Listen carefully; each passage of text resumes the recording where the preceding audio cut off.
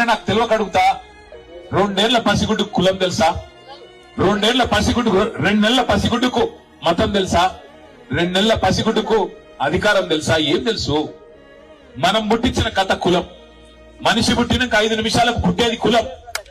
ఇవాళ దానికోసం చివరికి మనుషులను చిన్న చూపు చూసి, దేవుడు దర్శనానికి రాకుండా చేసి, వారి మీద దాడి చేసి, మళ్ళీ వారి మీదనే కేసులు పెట్టి చివరికి రోడ్డు మీద కూర్చునే పరిస్థితి తల్లికి, ఆ తండ్రికి, వాళ్ళ కుటుంబం మొత్తానికి తెచ్చిన ఈ వ్యవస్థను చూసి సిగ్గుతో తలదించుకోవాల తెలంగాణ సమాజం.